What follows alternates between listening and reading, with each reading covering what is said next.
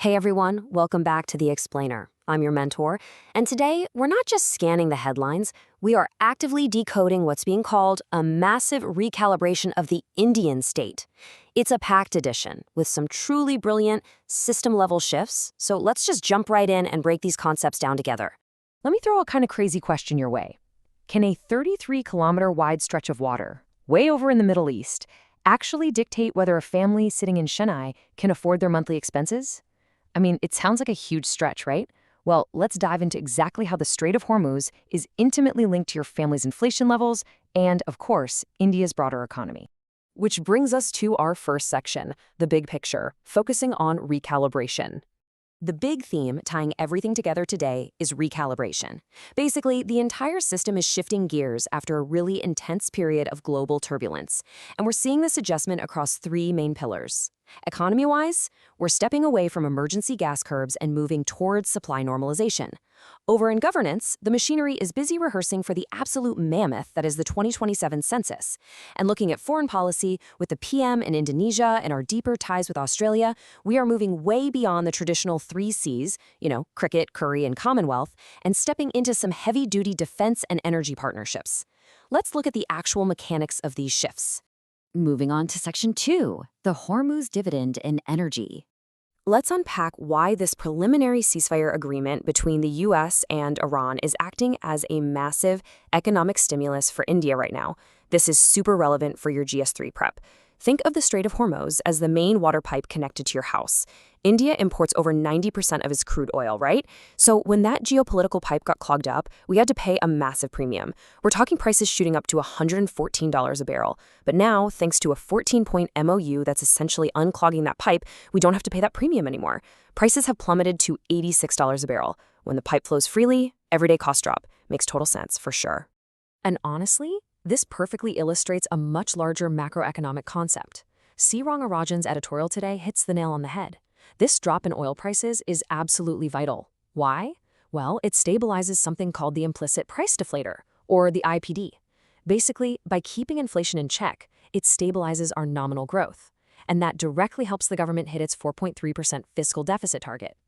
In plain English, lower oil prices literally mean the government saves money, which they can then use to build the infrastructure of tomorrow. It's a real game changer. All right, on to Section 3, caste enumeration methodology. Shifting gears to GS2, governance, we've got a really fascinating paradox on our hands. How exactly do you take 46 lakh different caste names and turn them into one clean, usable government report? Back during the 2011 socioeconomic caste census, the government went with an open column methodology, meaning people just wrote in whatever they wanted. But because folks use different regional or subcaste names for the exact same community, like Agarwal or Gupta, it created this chaotic, sprawling database of 46 lakh unique entries. Fast forward to today, as the 2027 census pretest kicks off across 16 states, they're testing this exact same open column method again. We definitely need to solve this data paradox. So here's the crucial takeaway. It all boils down to administrative capacity. If your collection methodology is flawed, right there on the ground, the data you get is just going to be a giant mess. And if the data's a mess, well, you can't use it effectively for public policy, for welfare targeting, or for reservations. You could have the absolute best intentions in the world, but a weak methodology will completely ruin your execution. That brings us to Section 4, the Wayanad disaster and ethics. I want to take a breath here and shift to a much more serious tone for GS4 ethics and GS3 disaster management. When you see a landslide on the news, try not to automatically assume it's just nature's fury. Experts and government officials are calling the tragic debris slip at the Wayanad Tunnel Road an engineering failure-induced disaster. Here's what happened. The local administration gave a private contractor a June 20th ultimatum to clear out a massive, precariously piled heap of excavated mud. But the contractor ignored it. So when the heavy rains finally hit, that negligence literally turned into a deadly deluge, sweeping away parked vehicles and, tragically, innocent workers. This right here is where your textbooks meet real life. A tragedy like this forces us to evaluate the delicate and honestly often fatal balance between enforcing strict contractor accountability and maintaining proactive regulatory oversight. The district administration definitely raised red flags, but the real question is, were they enforced? When we're building public infrastructure, sacrificing safety protocols just to save on speed or cost, it's a massive ethical failure, and it's one that costs lives. Moving into Section 5, Foundational Concept Connections. As we always say, a smart learner doesn't just read the news, they map it straight back to the basics. So today, I want you to open up your NCRTs and your Laxmikanth and revise two very specific things. First up, the Ramsar Convention.